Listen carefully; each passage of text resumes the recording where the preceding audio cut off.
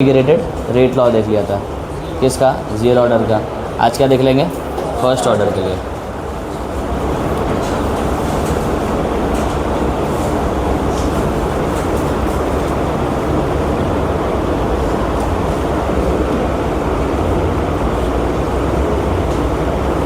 First order kinetics, first order reaction जो भी है, ठीक है। सबसे पहले क्या देख लेंगे? फॉर्मूलेशन। बताओ रिएक्शन क्या मान के चलेंगे हम लोग? ए से क्या जा रहा है? बी जा रहा है, ठीक है। रिएक्टेंट तुम्हारा ए है, प्रोडक्ट तुम्हारा क्या है? बी है। इसके लिए रेट ऑफ रिएक्शन को मैं लिख सकता हूँ minus D A by D T is equal to K into A raise to the power 1। बोलो क्लियर है? एक ही में तीनों को निपटा दिया। अब तुम्हारे काम का ये बंदा नहीं है तो उसको हटा दो, इन दोनों को ध्यान दो, ठीक है। क्या करेंगे? डी टी को वहाँ ले जाएंगे और ए वाले को यहाँ ले आएंगे और माइनस को इधर दे देंगे। तो देयरफॉर क्या हो जाएगा कि D A upon A is equal to minus K D T. इसे क्या कर लेंगे? इंटीग्रेट। क्या कर लेंगे? इंटीग्रेट। इसको इक्वेशन नंबर 1 मान लो। इंटीग्रेटिंग इक्वेशन ए विदाउट लिमिट, क्या था? With limit.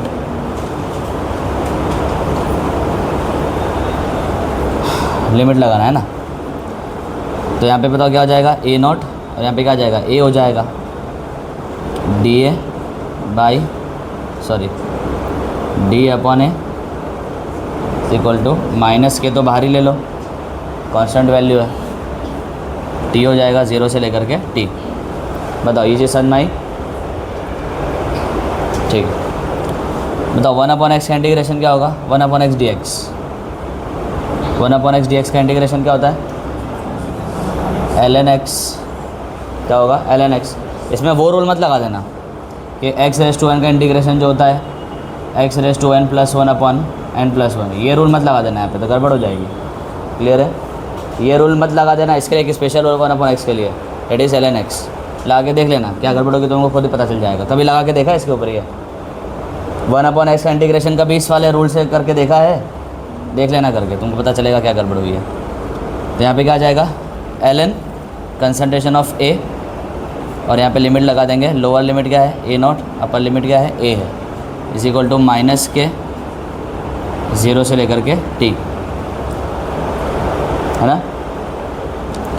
तो बताओ ln a minus ln a naught आ जाएगा, a नॉट।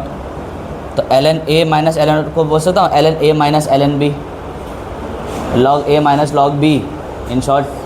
और log a minus log b का फॉर्मूला क्या होता है? उसका कंप्रेस वर्जन क्या होता है? log a upon b, log a upon b, log a upon log b नहीं, log a अपॉन b। मैं बोल रहा हूँ नेचुरल लॉग होते, नेचुरल लॉग ही रूल तो वही रहेगा। log a, natural log a minus natural log b। Formula क्या होता है इसका? कि log तो एक ही बार कॉमन ले लेते हैं, यहाँ पे क्या ले लेते हैं? a upon b। बात आ रही समझ में? इस तरह से। तो बस अंदर तो यही बनने वाला है। तो मैं यहाँ पे क्या ले सकता हूँ? ln a upon a not is equal to क्या हो जाएगा बेटा? Minus K T. बोलो ठीक है। नॉन जो मैथ्स वाले हैं, बायोलॉजी वाले, उनको समझ में आया? log natural log a minus natural log b, तो log a अपॉन b वही लिखा है और कुछ नहीं है, ठीक है। अच्छा, नेचुरल लॉग को उधर ले जाएंगे तो क्या हो जाएगा? e बन जाएगा एक्सपोनेंट। तो क्या हो जाएगा?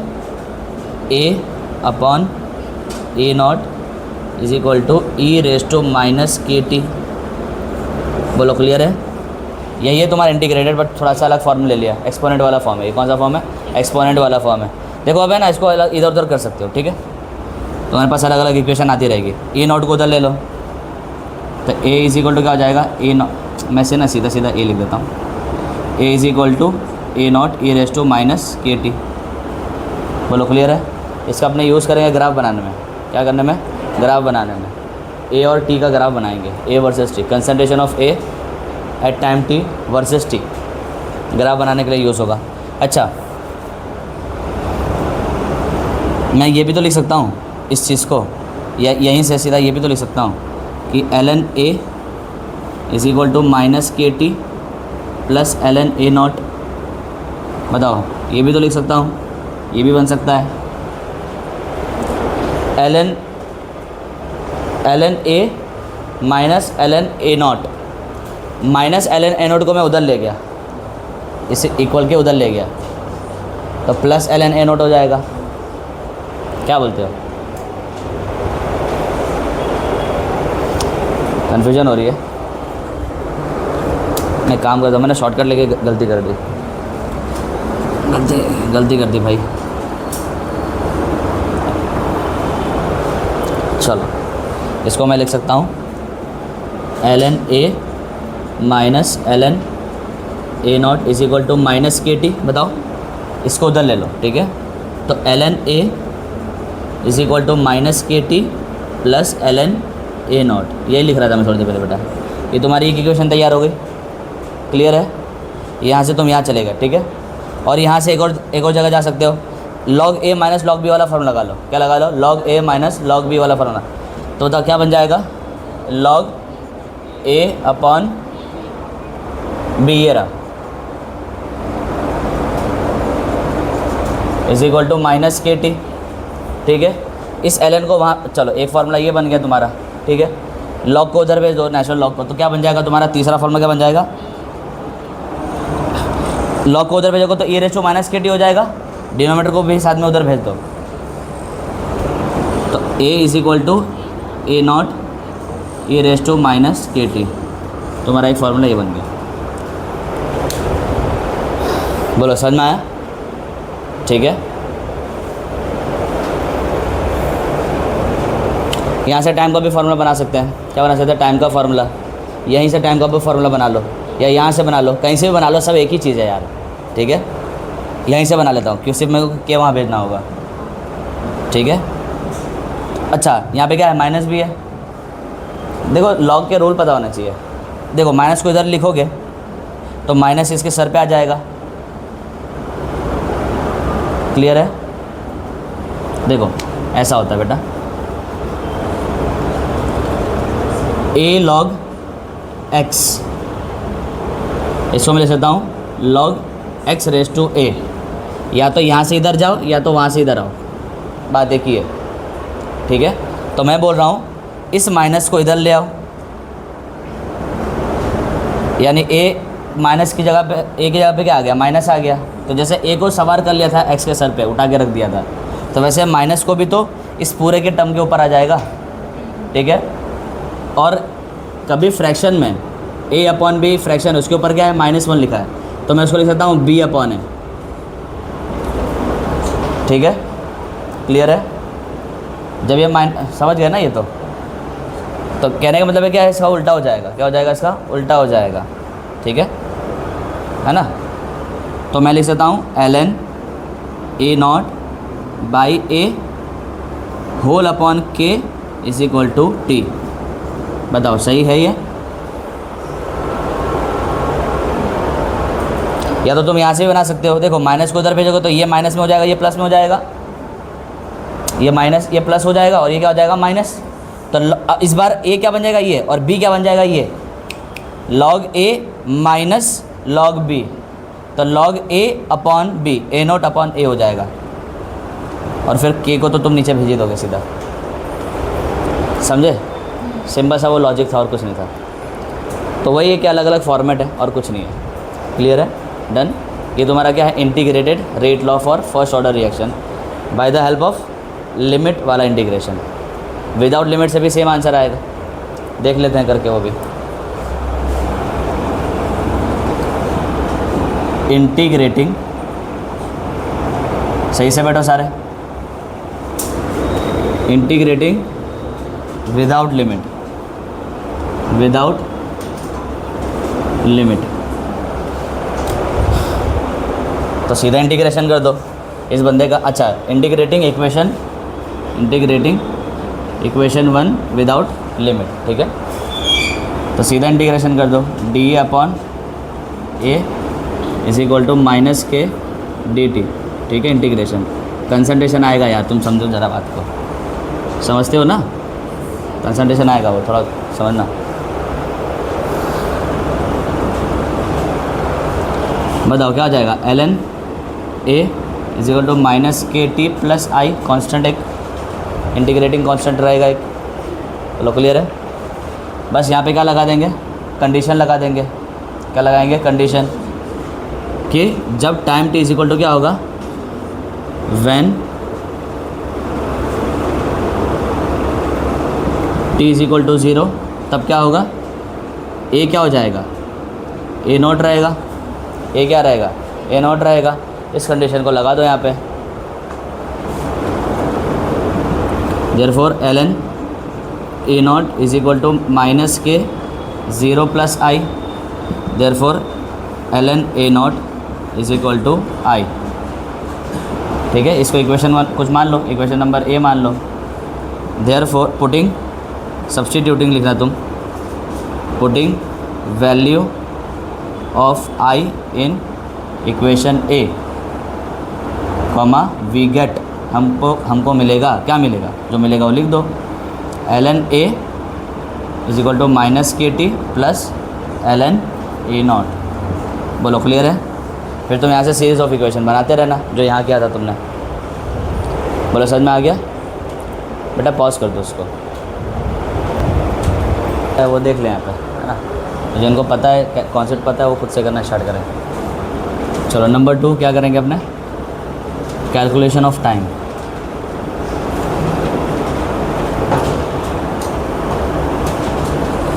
कैलकुलेशन ऑफ टाइम, ठीक है। सबसे पहले लेंगे अपने टी 50%, या तो इसका सिंबल क्या था, टी हाफ, ठीक है। इसको क्या बोलते हैं, हाफ लाइफ, ठीक है। हाफ लाइफ का सिंबल क्या रहेगा, टी 1/2 या तो टी 50%, दोनों का मतलब क्या है, हाफ लाइफ, ठीक है। क्या मतलब है, 50% बोलो या तो आधा बोलो, इसका मतलब क्या है, कितना ख़त्म हो गया, 50% रिएक्टेंट कंसंट्रेशन इज़ फिनिश्ड।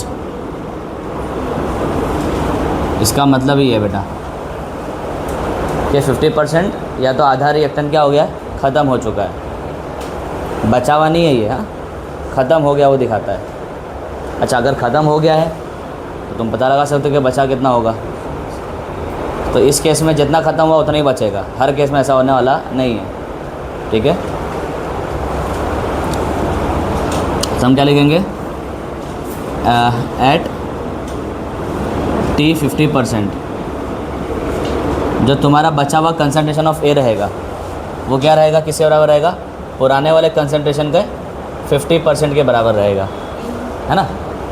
जो तुम्हारा अभी बचा हुआ कंसंट्रेशन रहेगा वो क्या रहेगा, पुराने वाले कंसंट्रेशन के, पुराना कंसंट्रेशन कितना था, इनिशियल वाला ए नॉट था, उसके 50% के बराबर रहेगा, 50% ऑफ ए नॉट, ठीक है। और 50% ऑफ ए नॉट का मतलब क्या हो, 50 multiply by A not, that will give you what, A not upon 2। बोलो क्लियर है। 50% का मतलब क्या होता है बेटा, जिनको नहीं पता है, 50/100, 1 ज़ा 2 ज़ा, तो 1/2 यहाँ जाएगा और ए नॉट अपॉन 2 हो जाएगा, ठीक है। बस इस वैल्यू को कहाँ रखेंगे, integrated rate law for first order के अंदर, कहाँ रखेंगे, integrated rate law for first order. तो क्या था रेट लॉ, क्या था हमारा, याद है, टाइम की कैलकुलेशन वाला रेट लॉ, बहुत सारे एक्सप्रेशन देखे थे वहाँ। तो टाइम वाला क्या था, T is equal to L N A not upon A whole upon K. बस इस ए की जगह क्या रखेंगे, A not by 2, putting A is equal to A not by 2 in above equation. तो टी क्या हो जाएगा, ये टी 50% हो जाएगा, ये टी क्या बन जाएगा, टी 50% बन जाएगा, is equal to L N A not upon A not by 2, whole divide by K, ठीक है। डिनोमिनेटर का चला जाएगा न्यूमरेटर में, और ए नॉट से ए नॉट क्या आ जाएगा, कैंसिल। तो टी 50% क्या बन जाएगा बेटा, ln 2 अपॉन के। बोलो क्लियर है, समझ गए, ये चीज़ है। उसी तरह से क्या निकाल लेंगे, टी 60% निकाल लेंगे, ठीक है। पॉज करो और कॉपी कर लो इसको। नंबर बी टी 60%, ठीक है ना, 50 का सिंबल लिखना। तो इसका मतलब क्या है कि एट टी 60% क्या होगा, 60% का मतलब क्या हुआ, बचा हुआ नहीं बेटा, बचा हुआ नहीं, ख़त्म हो गया, तो बचेगा कितना। तो टी 60% पे क्या होगा कि बचा कुछ जो ए होगा वो किससे बराबर होगा, इनिशियल कंसंट्रेशन के 40% के बराबर होगा। इनिशियल कंसंट्रेशन के 40% के बराबर होगा बचा हुआ। तो ए इज इक्वल टू क्या हो जाएगा, 0.4 मल्टीप्लाई बाई ए नॉट, यानी A is equal to 0.4 A naught, 0.4 A naught हो गया बेटा। बोलो क्लियर है। अब बस इंटीग्रेटेड रेट लॉ के अंदर रख दो। वो क्या था, अब बार बार वो इंग्लिश वाला स्टेटमेंट नहीं लिख रहा हूँ मैं, अब सीधा लिख दे रहा हूँ, ठीक है। ln क्या था हमारे पास, ए नॉट अपॉन ए, बट ए की वैल्यू तो ये है सर, तो 0.4 ए नॉट अपॉन के इज इक्वल टू क्या था हमारे पास, टी, और ये टी को क्या बोलना है, टी 60%। क्लियर है। बताओ ए नॉट से ए नॉट क्या हो जाएगा, कैंसिल। तो टी 60% कितना हो गया बेटा, ln 1 अपॉन, मैं बोल सकता हूँ 40%, इसको 40% बोल सकता हूँ, डिवाइडेड बाई के। देखो मुझे जनरल फार्मूला बनाना है तो मुझे जुगाड़ करना पड़ेगा, लेकिन जनरल फार्मूला मैं चाहता हूँ कि 60% ही दिखे। तो ये 40% को 60% कैसे लिखूँगा, 100% माइनस 60%, हाँ 100% माइनस 60%, तभी तो 40% आएगा। भाई 40% कैसे लाओगे, 100 में से 60 को घटा गई ना, सिंपल लॉजिक है। तो 40% को मैं क्या लिख सकता हूँ यहाँ पे, T 60% is equal to ln 1 upon 100%, that is 1, कुछ नहीं है, 1 ही है, 100% मतलब 1 होता है, बाद में मैं 1 कर दूंगा इसको, माइनस 60% होल डिवाइडेड बाई, बेटा मेन डिवीजन ये है तो तुम्हारा इक्वल इसके सामने नहीं आना चाहिए बेटा, ये मेन डिवीजन के सामने आना चाहिए, ठीक है। मेन तुम्हारा जो ये है, ठीक है, डिवाइडेड बाई के, और ये कुछ नहीं है बेटा, ये क्या है, 1 है, ये क्या है, 1 है। बोलो क्लियर है। तो देखा जनरल फार्मूला क्या बना, T x% is equal to ln 1 upon 1 minus x% whole upon K. तुम चाहो तो एक और एग्जांपल से कर सकते हो। मैं एक और एग्जांपल मैं क्यों लूँ, मैं टी 50% से ही बता देता हूँ ना दोबारा से। बताओ टी 50% का आंसर कितना आया था, ln 2 अपॉन के। अब ज़रा देखना, मैं लिख सकता हूँ ln 2 को मैं लिख सकता हूँ 1 अपॉन 50% अपॉन के, है ना। 1 अपॉन 50% का आंसर 2 ही तो आएगा, क्योंकि 50% का आंसर क्या था, कितना था, 1/2। तो 1 अपॉन 50% का आंसर कितना आ जाएगा, 2 आ जाएगा। डन। तो बस ख़त्म हो गई बात। 50% को क्या लिखूँगा, 1 upon 1 minus 50% is equal to T 50%। बोलो क्लियर है। तुम चाहते हो एग्जाम्पल कर ही देता हूँ मैं, एक नंबर सी करके ले लेते हैं। क्या ले ले बताओ, टी कितना % ले ले, क्या बोलो यार, कुछ भी बोल दो। 75%, ठीक है, ले लो 75%। बता इसमें क्या होगा, टी 75% में क्या रहा होगा, एट टी 75% कि ए कितना बचा होगा, 25% बचा होगा। तो 25% ऑफ ए नॉट यानी कितना हो जाएगा, 0.25 ए नॉट हो जाएगा। क्लियर है बस। तो T 75% is equal to ln A not upon 0.25 A not whole upon के।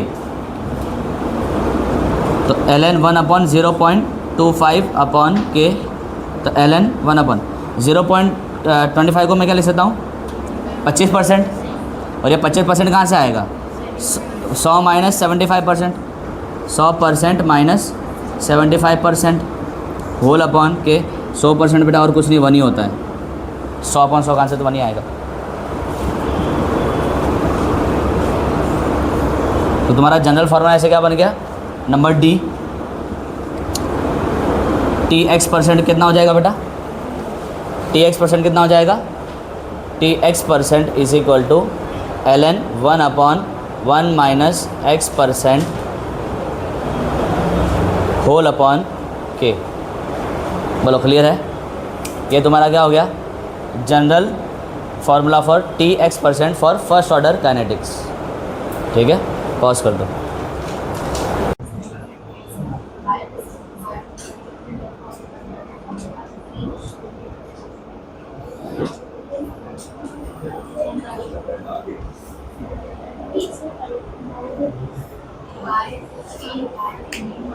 हमारा टॉपिक क्या चल रहा था अपना, integrated rate law for first order kinetics. ठीक है, इसके अंदर अपने ने फॉर्मुलेशन देख लिया था और टाइम का कैलकुलेशन देख लिया था। नंबर 3 ग्राफ पे आता है।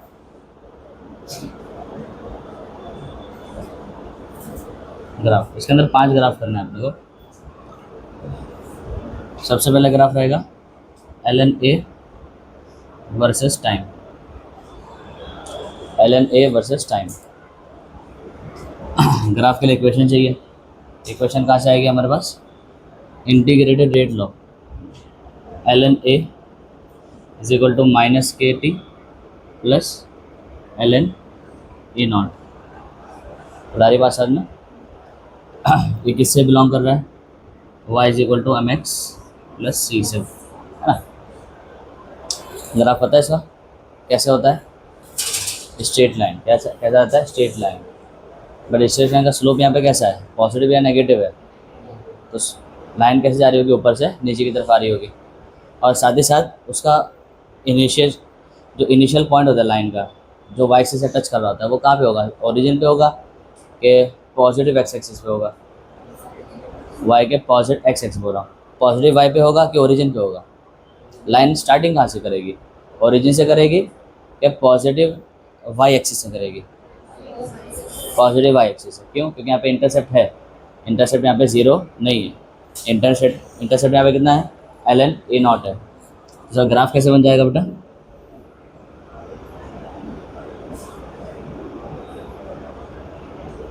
ये तुम्हारा क्या रहेगा, ln A, ये क्या रहेगा, T रहेगा। तो तुम्हारा जो ग्राफ होगा वो इस तरह से बनेगा। ठीक है, इसका स्लोप क्या होगा, इक्वल टू माइनस के, और ये वाला जो पॉइंट है, ये पॉइंट तुम्हें क्या बता रहा है, ln A0 at time t is equal to 0 पे ln क्या रहेगा, A0 रहेगा। लो क्लियर है, सिंपल सा ग्राफ है ये। डन, कॉपी कर लो इसको, पॉज करो। अगला ग्राफ देखना है अपने को, number B, concentration of A versus time. Concentration of A versus time, हमारे पास ये वाली इक्वेशन दिया था, A is equal to A0 e raise to minus KT, याद है, स्क्वायर ब्रैकेट आएगा यहाँ पे, बट ठीक है, ये वाली इक्वेशन थी। ये किससे मैच कर रही है, y is equal to e raise to minus x से मैच कर रही है। ये रहा तुम्हारा y और x क्या रहेगा, t रहेगा, यहाँ पे क्या रहेगा, टाइम। क्लियर। इसका ग्राफ कैसे बनता है, इसका ग्राफ इस तरह से बनता है,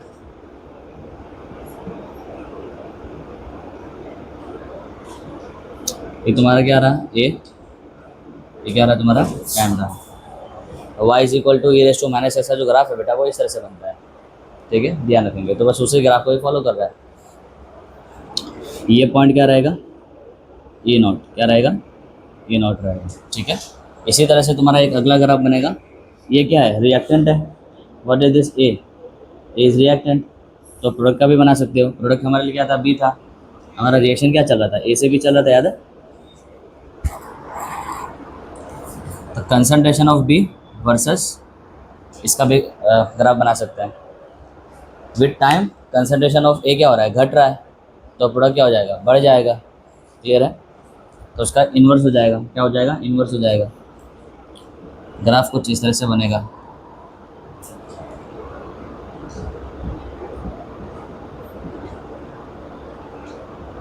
मतलब क्लियर है ना। इसका तुम डेरिवेशन भी कर सकते हो। इसके लिए इक्वेशन क्या रहेगी, उसका तुम डेरिवेशन कर सकते हो। कैसे कर सकते हो, आओ देख लेते हैं। आइडिया है किसी को?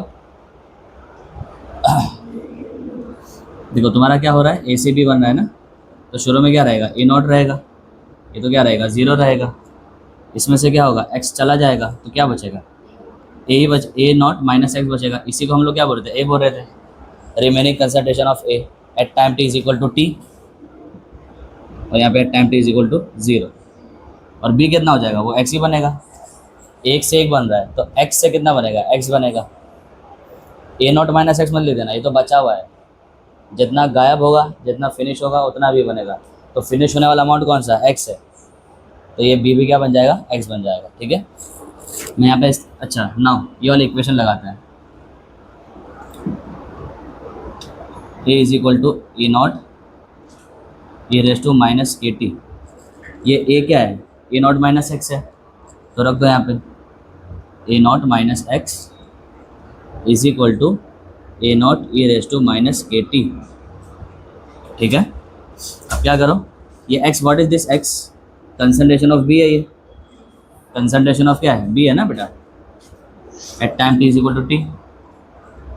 तो ये एक्स की वैल्यू को निकाल लेते हैं, तो एक्स को माइनस एक्स उधर जाएगा तो प्लस एक्स, और ये पूरा इधर आ जाएगा, तो क्या दिखेगा, A naught E raise to minus K T is equal to X, और ये क्या है, कंसंट्रेशन ऑफ बी है बेटा at time T. A naught को क्या करेंगे, कॉमन निकाल लेंगे, तो A naught 1 minus E raise to minus K T is equal to concentration of B. और ये किससे सिमिलर है, y is equal to 1 minus E raise to minus X है, और y is equal to 1 minus E raise to minus X का graph, e raise to minus X का graph का क्या होता है, इन्वर्स होता है, तो देयरफॉर उसको फॉलो कर रहे हैं। हालांकि तुमको इतना डेरिवेशन याद होने की ज़रूरत नहीं है, तुम लिख तो लेना, लेकिन तुम कॉमन से तो चलाओ जरा। जैसे जैसे रिएक्टेंट खत्म होगा तो वैसे वैसे तो प्रोडक्ट बनेगा, तो बिल्कुल इसका रिवर्स ही तो हो जाएगा। ये आ रही कि नहीं आ रही बात समझ में, ये चीज़ है। ठीक है, कर लो, कॉपी कर लो। अगला जो 2 ग्राफ देखना है, 3 ग्राफ हो चुके अपने। ठीक है, रिमेनिंग 2 ग्राफ कौन से हैं, rate of reaction versus concentration of reactant, और rate of reaction versus time. बताओ इसके लिए इक्वेशन कहाँ से आएगी, रेट ऑफ रिएक्शन और कंसंट्रेशन ऑफ ए का कोई है तुम्हारे पास इक्वेशन?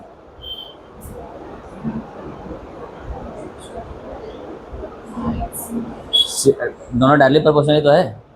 फर्स्ट लॉ ये तो कहता है, क्या कहता है फर्स्ट लॉ, कि rate of reaction is equal to K A raise to 1, ये तो इक्वेशन है। तो बस ये क्या है, y is equal to M X है, सी तो क्या है यहाँ पे 0 है, ओरिजिन से स्टार्ट कर देना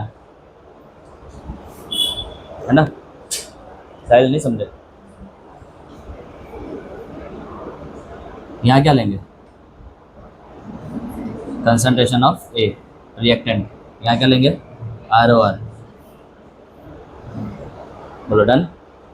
और इसका ग्राफ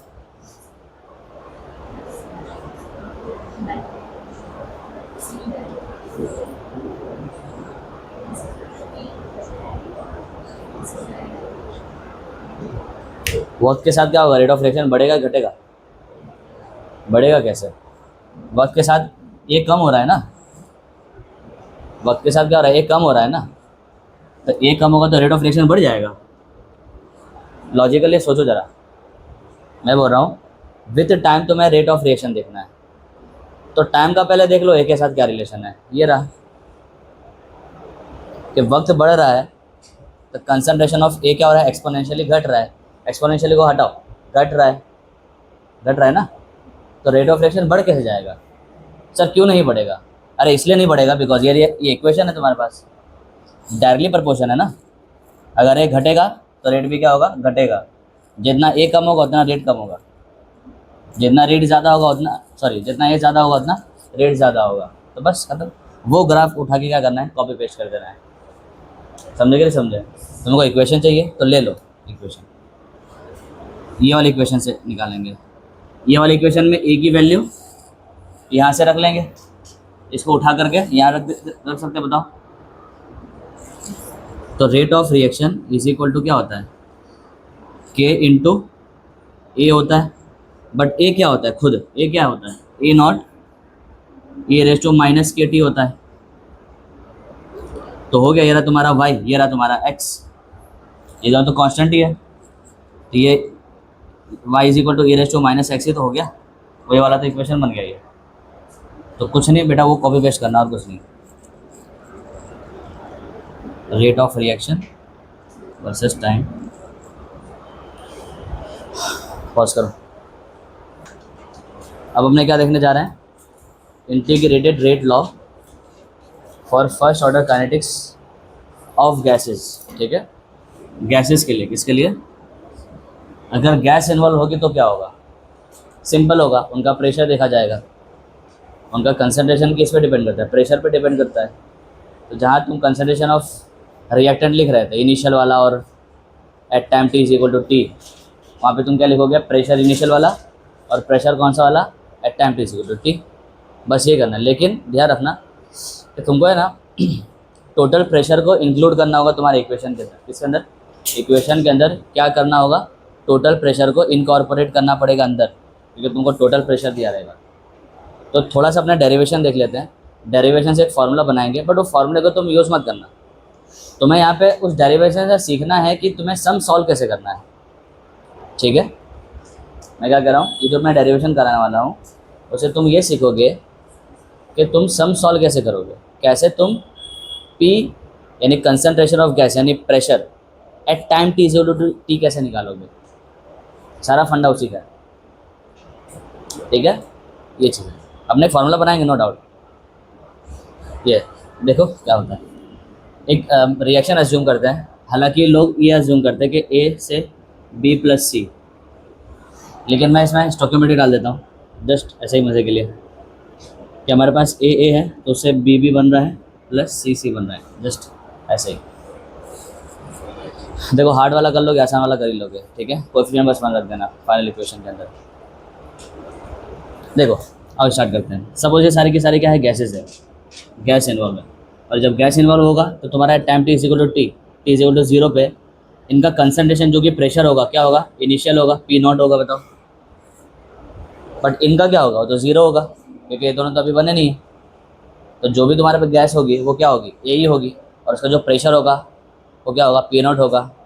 क्लियर है, तो ये दोनों क्या होंगे बेटा, 0 और 0 होंगे। ठीक है, at time T is equal to T, इसके अंदर से एक्स अमाउंट जाएगा, कितना जाएगा, X amount, but X amount नहीं जाएगा, ए एक्स जाएगा। कितना जाएगा, ए एक्स, क्योंकि स्टोइकियोमेट्रिक कितनी है इसकी, ए है ना। अगर 2 होती तो 2x जाता, 3 होती तो 3x जाता। क्लियर है, उसी तरह से ये ए है तो कितना जाएगा, स्मॉल ए इंटू एक्स जाएगा। इतना कंसंट्रेशन यानी इतना प्रेशर, ये प्रेशर है, क्या है ये, प्रेशर है। अरे प्रेशर में प्रेशर ही तो माइनस करोगे, प्रेशर में कुछ और माइनस कर दोगे क्या, वो तो अनलाइक टाइम है, माइनस कभी होगा ही नहीं। ये भी ध्यान रखना, प्रेशर ही है कि तुमने इनिशियल इतना प्रेशर लिया था, कुछ टाइम बीता, उतने प्रेशर में से इतना प्रेशर क्या हो गया, ख़त्म हो गया, यानी इतना गैस, इतना कंसंट्रेशन ऑफ ए क्या हो गया, बदल करके कहाँ चला गया, बी और सी में चला गया। समझे कि नहीं समझे, सिंपल है। तो बचेगा कितना, P not minus A x बचेगा। क्लियर है इतना, ये बचा हुआ है, दिस इज व्हाट बचा हुआ है, इसको हम लोग क्या बोलेंगे, पी, क्या बोलेंगे, पी। याद है, अभी तो ए बोला था उसको, या ए टी कह सकते थे उसको, वैसे इसको तुम क्या कह सकते हो, पी टी कह सकते हो। Pressure of gas A at time T, this is what pressure of gas A at time T is equal to 0। जो 80 था ना, 80 याद है, 80 बस वही पीटी है ये, और क्या। ईटी को हमने ये बोला था तो पीटी को सिर्फ पी भी बोल सकते हैं। ठीक है, पी ही बोलो अभी फिलहाल, क्योंकि टी वाला एक टर्म और आने वाला है अभी। मुझे बताओ बी कितना बनेगा, ये ए अगर टूटेगा तो ये बी बनेगा, तो ये कितना टूटा, ए एक्स टूटा, तो ये कितना बनेगा, बी इंटू एक्स। ये अगर ये ए पूरा टूट जाता तो ये बी बन जाता। तो जब ये इतना टूटेगा तो दिस इंटू बी, यानी क्या हो जाएगा, बी इंटू ए एक्स, और ये कितना हो जाएगा, सी इंटू ए एक्स। बोलो क्लियर है इतना, ये चीज़ है। मतलब यहाँ पे टोटल प्रेशर कितना होगा, at time T equal to T पे कितना प्रेशर होगा टोटल, सबको प्लस कर देंगे, ये प्रेशर कहाँ से आ रहा है, ए की तरफ से आ रहा है, क्योंकि ए अभी तक पूरा ख़त्म हुआ नहीं है। और जितना बी बना था उसका प्रेशर ये रहा, और जितना सी बना था उसका प्रेशर ये रहा। तो तीनों प्रेशर को ऐड कर देंगे, मर्ज कर देंगे, तो तुम्हारे पास क्या निकल के आ जाएगा, टोटल प्रेशर निकल के आ जाएगा। तो पी टोटल आया ना, टी वाला एक टर्म। जैसे मैं बताता इसको टी मत मानो, कन्फ्यूजन हो जाएगा, स्मॉल टी बड़ा टी, इसको नॉर्मल पी मान लो, इसको ये पी टी। तो पी टी किसके बराबर आ जाएगा बेटा, P not minus A x. ये कौन सा प्रेशर है, ए की तरफ से, प्लस बी की तरफ से कितना प्रेशर होगा, B into A x plus C into A x हो जाएगा। क्लियर है? बताओ ए एक्स क्या है, कॉमन है, तो P T is equal to P not, मैं बोल सकता हूँ plus B plus C minus 1 into A X. क्या मैं ये बोल सकता हूँ, यहाँ से ए एक्स चला गया तो क्या बचा, -1। यहाँ पे क्या बचेगा, बी, यहाँ पे क्या बचेगा, सी। -1 प्लस बी प्लस सी, ब्रैकेट के बाहर क्या दिखेगा, ए एक्स दिखेगा। तो -1 बी और सी के बाद में ब्रैकेट में क्या दिख रहा है, ए एक्स दिख रहा है। और ये तुम्हारा पी नॉट तो है ही। समझे कि नहीं समझे? डन, इतना डन। नाउ ए एक्स की वैल्यू निकाल लेते हैं। क्यों निकाल रहे हैं पता चलेगा अभी। ए एक्स की वैल्यू कैसे निकालेंगे, पहले तो इसको इधर भेजो, P T minus P not upon, ये ब्रैकेट नीचे आ जाएगा, समझ पा रहे हो? ये जब इधर जाएगा तो सिर्फ ये बचेगा ना इक्वल के, यानी ये मल्टीप्लाई में रहेगा और डिवाइड में आएगा पूरा ब्रैकेट। तो डिवाइड में B plus C minus 1 is equal to A X. Clear है? समझे? यहाँ से तुम्हें बस कैलकुलेशन समझना कि कैलकुलेशन कैसे करोगे रियल एग्जाम्पल के अंदर, ठीक है? ये चीज़ है, मैं तुम्हें कैलकुलेशन करना सिखा रहा हूँ, समझ रहे हो? नाउ तुम्हारे पास बताओ P की वैल्यू क्या है, P not minus A x है। P की वैल्यू क्या है, P not minus A x है। ए एक्स की वैल्यू तुमने यहाँ पे फाइंड की है, यहाँ पे पुट ऑन कर दो, पुटिंग इक्वेशन 1 इन इक्वेशन 2, तो वी गेट, रियल एग्जाम्पल में तुम्हें ऐसे ही करना होगा, ठीक है? ऐसा कर ही क्यों रहे, बिकॉज देखो ए एक्स को हटेगा ना तो पी टी वाली वैल्यू यहाँ पे आ जाएगी। तो मैंने बोला था ना कि पी टी के टर्म्स में लिखना होगा रिमेनिंग प्रेशर को, इसीलिए मैं ये कर रहा हूँ, ठीक है? तो P is equal to P not minus A X की वैल्यू ये पूरी है, P T minus P not upon B plus C minus 1। बोलो क्लियर है? ये तुम्हारा क्या आ गया, pressure of gas A at time T is equal to T, ठीक है? नाउ अब क्या लगाएंगे अपने, इंटीग्रेटेड रेट लॉ। क्या लगाएंगे, इंटीग्रेटेड रेट लॉ। हमको तो पहले से पता ही है सर, क्या पता है, ये पता है कि K is equal to 1 upon T L N A not upon A, ये पता है ना? ये जब गैस नहीं था उसके लिए था, तो गैस आएगा तो बस ए नॉट की जगह आ जाएगा पी नॉट, और ए की जगह आ जाएगा पी। शहनाज ऑल गुड है ना? एनर्जी मेंटेन रखो।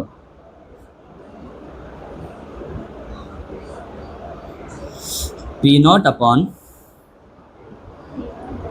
P not minus P T minus P not, ध्यान रखना पूरा ब्रैकेट में अपॉन छोटा bracket B plus C minus 1।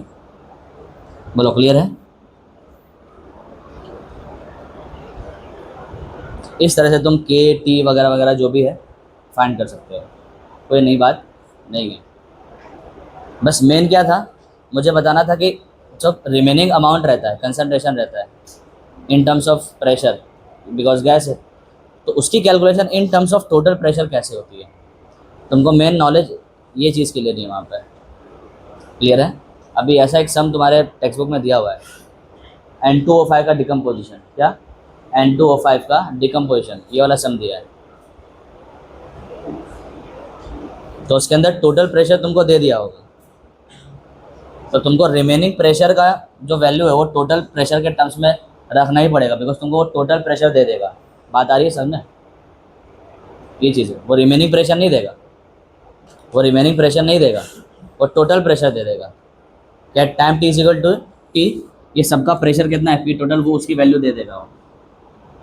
इसीलिए हमने क्या करा, ये सब जुगाड़ करके हमने जो रिमेनिंग पी था, remaining concentration, remaining pressure of A at time T is equal to T, उसका वैल्यू निकाल लिया। किसके किसके अंदर निकाल लिया? पीटी के टर्म्स में। किसके टर्म्स में? पीटी। अब पीटी की जो भी वैल्यू दी होगी, इनिशियल प्रेशर की जो भी वैल्यू देगी, स्टोकियोमेट्रिक कोएफिशिएंट रखना है, जैसे आंसर आ जाएगा तुम्हारा। अभी अगर यहाँ पे मैं 1 1 मान लेता, क्या मान लेता? 1 1 मान लेता, तो बताओ यहाँ पे क्या आता? 1 1 -1, यानी क्या बचाओ? यहाँ पे 1 बचता, तो ये तो पूरा नीचे से डिनोमिनेटर खत्म हो जाता। तो तुम्हारे पास आंसर कितना आ जाता बेटा? P is equal to if A is equal to B is equal to C is equal to 1, सबको मैं क्या मान लूँ? 1 1 मान लूँ। तो therefore P is equal to क्या? P not minus PT plus P not, bracket open करोगे तो माइनस अंदर जाएगा ना, तो कितना आ जाएगा? P is equal to 2P not minus PT। बोलो क्लियर है? बस ये 2P नॉट माइनस PT यहाँ रख दोगे, इसी को तो सॉल्व किया अभी, ठीक है। लेकिन ध्यान ना, कोई फॉर्मूला ये रट्टा मत मार लेना, ठीक है? ठीक है, कभी कभार कुछ कैंसिलेशन की वजह से ये फार्मूला काम नहीं भी करता, मैंने देखा था। तो इसलिए मैं कह रहा था कि ये फार्मूला तुम यूज़ मत करना, मैं तुम्हें जो सिखाना चाह रहा हूँ वो सीखो। हमें क्या करना है, इस तरह से कैलकुलेट कर लेना है, क्लियर है? हमें पी टोटल की एक्सप्रेशन बना लेना है वहाँ से, और जो पी टोटल को ये फार्मूला कैसे बनाना है, जो गया हुआ अमाउंट है ना, उसका इक्वेशन बना लेना है। गया हुआ अमाउंट कितना था? फिनिश्ड अमाउंट कितना था? AX था।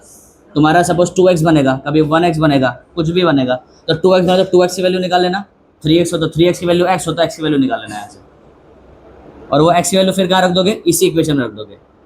x की वैल्यू निकाल करके, टोटल प्रेशर से x की वैल्यू निकाल करके यहीं रख दोगे, P के अंदर, रिमेनिंग P के अंदर। बोलो क्लियर है? जो हमने यहाँ पे काम किया है बेटा वही करना है और कुछ नहीं करना है, ठीक है? पॉज करो।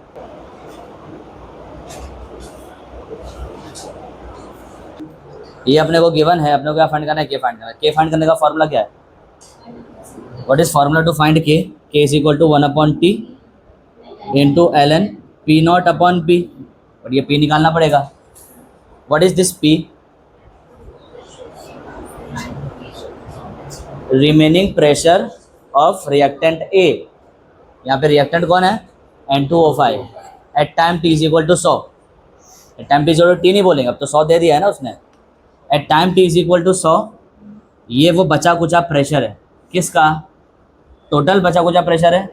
नहीं, रिएक्टेंट का बचा कुचा प्रेशर है, यानी N2O5 का। तो वही कैलकुलेट करना है कि N2O5 का प्रेशर होगा कितना, क्लियर है? तो कैसे करेंगे देखो, हमारे पास क्या है? 2N2O5 से N2O4 प्लस O2।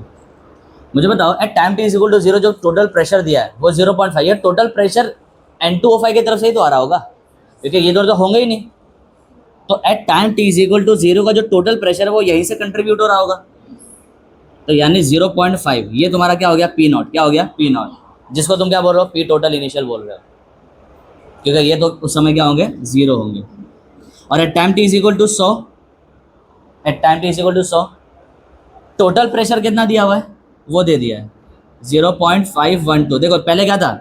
0.5 था P टोटल इनिशियल, जो कि किसके P नॉट के बराबर है, कितना था? 0.5 था। अब बढ़ के कितना हो गया? 0.512। क्लियर हो रही है बात? क्यों बढ़ क्यों गया?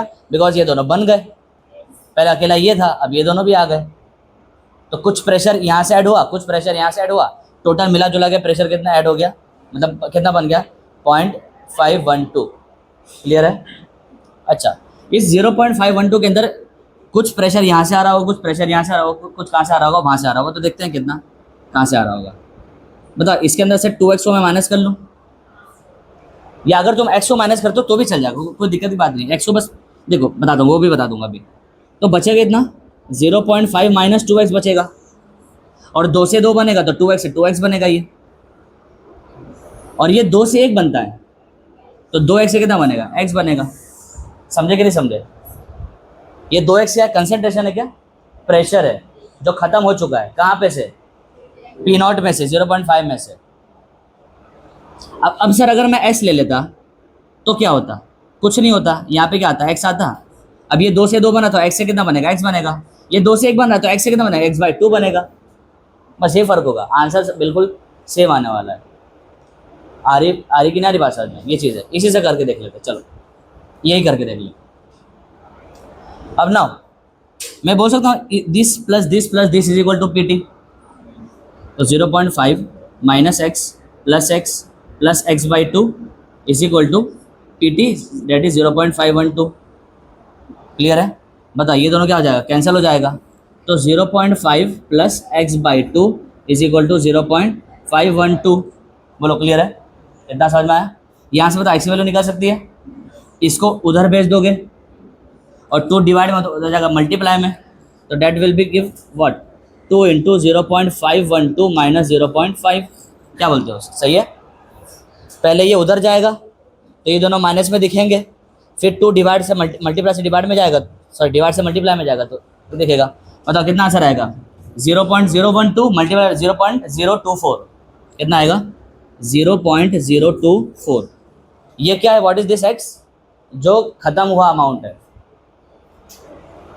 अरे भाई ये एक्स क्या है, कुछ ना हुआ, दिमाग चल रहा है कि नहीं चल रहा है तुम लोग का? नहीं चल रहा है ना शायद, साजिद चल रहा है, क्या बात कर रहे हो? तो चल रहा है तो दिमाग मतलब हाँ बोलो अच्छे से। एक्स इक्वल टू 0.042 क्या है, गया हुआ अमाउंट है। तो बचा कुचा कैसे निकालोगे, दोनों को माइनस कर लो, यही तो है वो। दिस इज व्हाट बचा हुआ पी, जिसको तुम पहले क्या बोलते हैं, P small T, pressure of gas at time T. ठीक है, इसको शांति से पी लिखो ना। तो बताओ एक्स की वैल्यू यहाँ डाल दूंगा मैं, तो मेरे पास पी निकल जाएगा, और मुझे पी ही तो चाहिए था, और पी नॉट तो मुझे पहले से ही पता है, समझे? तो now P is equal to P not minus X, पी is equal to P not minus X. अभी एक्स की वैल्यू तुमने कहाँ से निकाली, पी टी के हेल्प से ही तो निकाली है। मैं वही कहना चाह रहा था, जो तुमने अभी जनरल सॉल्व किया उसके अंदर भी याद है, तुमने P is equal to P not minus A X बचा था, तो एक्स की वैल्यू पी टी के टर्म्स में निकाल के रखी थी, तो ये वही है। वो तो वहाँ वैल्यू नहीं थी इसलिए हमारा सॉल्व नहीं हुआ था, फाइनल आंसर नहीं निकला था, एक एक्सप्रेशन निकल के बस वो हो गया था। यहाँ तो सब वैल्यू दी थी तो सॉल्व हो गया। अब इस एक्स की वैल्यू को वहाँ डाल देंगे। बताओ पी नॉट कितना है, 0.5 है, माइनस एक्स की वैल्यू कितनी है, 0.024 है, तो बचा कुछ पी कितना आ जाएगा, बताओ माइनस करो कितना आंसर आएगा, 0.476। ये है तुम्हारा प्रेशर। यूनिट जो भी हो तुम यूनिट का ख्याल रखना। यूनिट दी होगी ना, किस यूनिट क्या दी हुई है, 0.5 वॉट ATM, तो सब में ATM लगा देना। अब बस पी आ गया। बताओ टाइम रेट फाइंड करना है तुमको, रेट कांस्टेंट फाइंड करना है। टाइम कितना लोगे, 100। ये टाइम क्या है, टाइम इंटरवल है ना, 100 रखोगे, यहाँ पे क्या रखोगे 0.5, और यहाँ पे क्या रखोगे 0.476। बस यहाँ से तुम्हारा क्या आ जाएगा, किया जाएगा। बोलो क्लियर है? सॉल्व करो चलो। तो 1/100 इंटू ln 0.5 अपॉन 0.476। इसका आंसर निकाल लो, हो गया तुम्हारा। ठीक है, पॉज करो।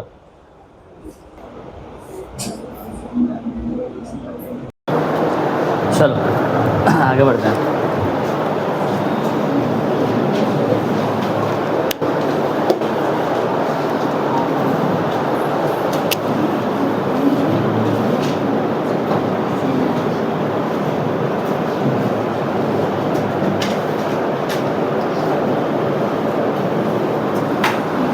शूडो फर्स्ट ऑर्डर काइनेटिक्स या रिएक्शन।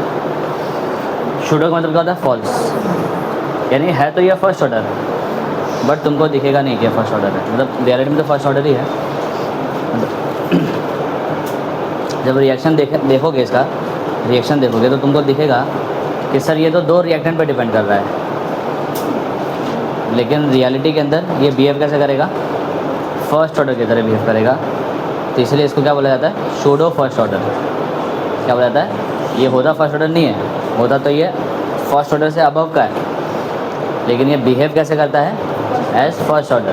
ठीक है, और इसका एक बेस्ट एग्जांपल जो तुम्हें ध्यान रखना है वो है एसिड हाइड्रोलाइसिस ऑफ एस्टर। अभी जस्ट तुमने एक एग्जांपल देखा, बेस हाइड्रोलाइसिस ऑफ एस्टर। वो क्या था, सेकंड ऑर्डर था। क्या था, सेकंड ऑर्डर। इसको भी सेकंड ऑर्डर होना चाहिए था, बट ये रियलिटी में बिहेव कैसे करता है, फर्स्ट ऑर्डर की तरह। अगर बेस आ जाएगा तो वो ट्रूली सेकंड ऑर्डर रहेगा, और अगर एसिड हाइड्रोलिसिस आ जाएगा तो क्या बोलना है तुम्हें, सूडो फर्स्ट ऑर्डर। क्या बोलना है, सूडो फर्स्ट ऑर्डर। ध्यान रखना ये बात, इसलिए मैंने इंपॉर्टेंट बोला था वहाँ पर, समझे। एसिड से बेस पे जाओगे तो बेस से एसिड पे जाओगे तो इधर उधर हो जाएगा पूरा मामला, ठीक है। क्या होता है, आओ देख लेते हैं। हाइड्रोलाइसिस, क्या लिखा हुआ है, हाइड्रोलाइसिस, पानी के प्रेस में तोड़ना। क्या करना, पानी के प्रेजेंस में तोड़ना। किसको तोड़ेंगे हम लोग, एस्टर को। किसको तोड़ेंगे, एस्टर को तोड़ेंगे। तो हमारे पास जो चीज़ बनी गया वो ज़रा देख लेते हैं। अच्छा, वहाँ पे कौन होगा इस पूरे रिएक्शन में, जो कैटलिस्ट का काम करेगा कौन करेगा, एसिड। एसिड यहाँ पे कैसा काम करेगा बेटा, कैटलिस्ट का, ठीक है, कैटलिस्ट का काम करेगा। Ester, RCOO RCOO। इसका रिएक्शन होगा पानी के साथ, ठीक है। तो एग्जांपल हो गया, इसका एक जनरल पहले आइडिया दे देता हूँ। सपोज तुम्हारा रिएक्शन में ए और बी शामिल है। क्या है, ए और बी शामिल है, और ए और बी से क्या बन रहा है, प्रोडक्ट बन रहा है। क्या बन रहा है, प्रोडक्ट बन रहा है। और मैं ये कह रहा हूँ कि ये सिंगल स्टेप रिएक्शन है। क्या है, सिंगल स्टेप रिएक्शन है। बताओ क्या मीनिंग है सिंगल स्टेप रिएक्शन का, जो एक ही स्टेप में हो जाता है, जो क्या हो जाता है, एक ही स्टेप में हो जाता है। और उसका अच्छा वाला नाम क्या था, एलिमेंट्री रिएक्शन था। और अगर एलिमेंट्री रिएक्शन अगर है तो यहाँ पे क्या लगेगा, लॉ ऑफ मास एक्शन। और लॉ ऑफ मास एक्शन क्या कहता है कि जो स्टोकियोमेट्री है वही उठा के डाल दो। यानी इस बंदे का, इस रिएक्शन का रेट ऑफ रिएक्शन जो होगा बेटा वो किस बराबर होगा, K into concentration of A raise to the power 1। Why, because stoichiometry is 1। Why, because it is a single step reaction, ठीक है।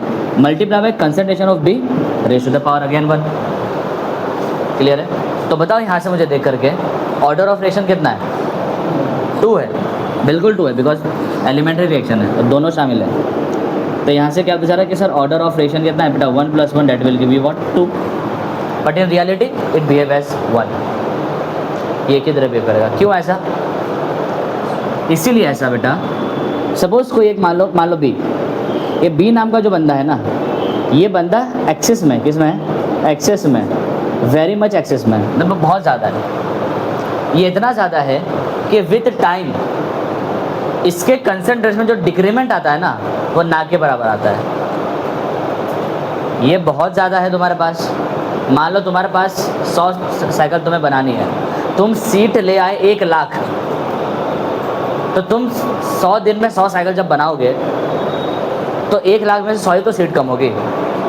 तो कोई खास फर्क पड़ेगा क्या, नहीं पड़ेगा। लगभग तुम्हारे पास अभी भी 1 लाख सीट पड़ी हुई है। अगर खुदा ना खासा पानी वगैरह आ गया वहाँ पे, पूरी सीट बर्बाद जाएगी, तुम रोते रोते फिरोगे, पागल हो जाएगा इंसान, कि बहुत बड़ा नुकसान हो जाएगा भाई ये। तो इसका मतलब क्या हुआ, तुम उसको ये दिलासा दोगे, अरे भाई तूने 100 साइकिल तो बना ली, तूने झापड़ मार के भगाएगा वो समझे। इसका मतलब क्या है कि जो डिक्रीमेंट आया था वो बहुत कम, ना के बराबर है वो, ये चीज़ है।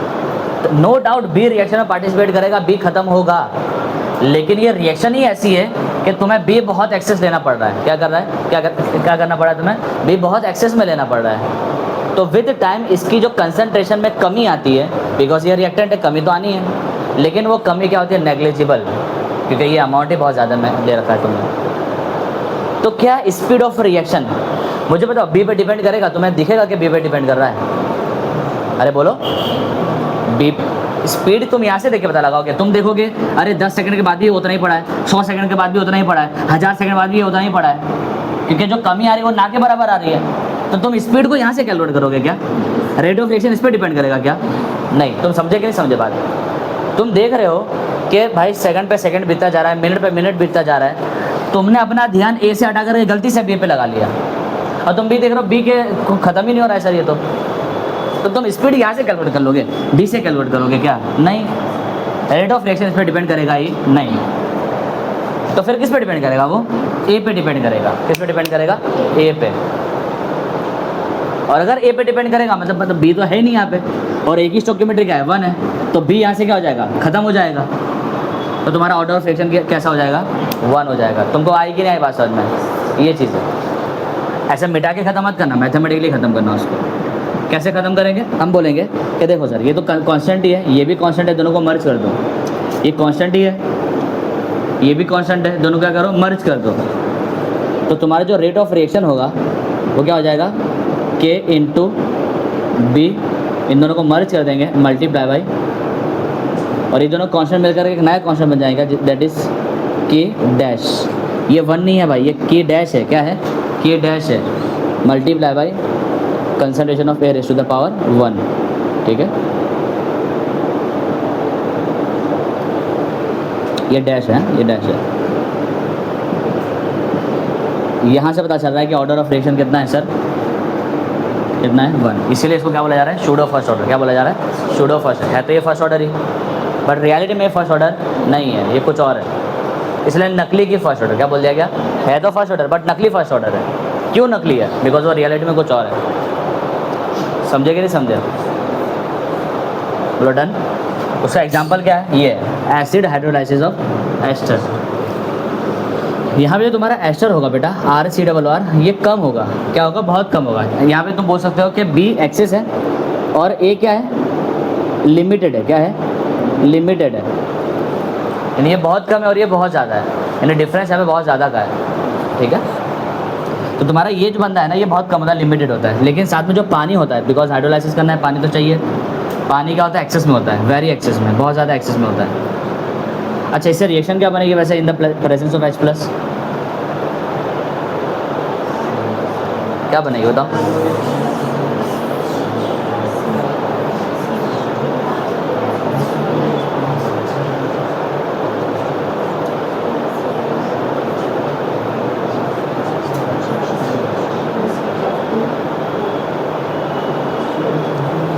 ये वाले R से क्या बना दो? अल्कोहल। क्या बना दो? अल्कोहल। और ये वाले R से क्या बना दो? एसिड। कौन सा एसिड? Carboxylic acid. क्या बना दो? Carboxylic acid. फिर से क्या बोल रहा हूँ मैं? ये जो R डैश है उसे क्या बना दो? अल्कोहल। और ये वाले R से क्या बना दो? Carboxylic acid. तो क्या बनेगा? RCOOH plus R dash OH। बोलो क्लियर है? एग्जाम्पल के तौर पे CH3COO C2H5, ये रहा तुम्हारा R, ये रहा तुम्हारा R डैश। ठीक है, plus H2O in the presence of H+, क्या बन जाएगा तुम्हारा? ये वाले से क्या बना दो? Carboxylic acid CH3COOH, CH3COOH plus इससे क्या बना दो? अल्कोहल। क्या बना दोगे? अल्कोहल। तो C2H5OH, C2H5OH। बोलो क्लियर है?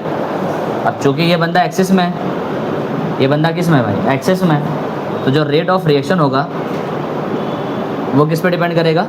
सिर्फ और सिर्फ एस्टर पे। किस पे डिपेंड करेगा? एस्टर पे डिपेंड करेगा। एस्टर का कोएफिशिएंट कितना है? 1 है। बोलो क्लियर है? This is what pseudo first order reaction. बोलो क्लियर है? इसके एक दो एग्जांपल और तुमको ध्यान में रखना है। ये इन्वर्जन ऑफ केन शुगर, चीनी का इन्वर्जन करोगे यानी इसको तोड़ोगे तो क्या बनेगा? ग्लूकोज और फ्रुक्टोज बनेगा। वो भी तुम्हारा किसका एग्जांपल है? इसी का एग्जांपल है। बोलो क्लियर है? NCERT में एग्जांपल दिए गए हैं, ध्यान रखना। मैं भी तो लिखा दूंगा वैसे, बट खैर तुम्हें ये समझ में है। ये तुम्हारा क्या है? First order pseudo first order reaction है। ठीक है, पॉज कर दो, देख लो एक बार। रेट लॉ क्या बनेगा इसका? Integrated rate law for pseudo first order kinetics.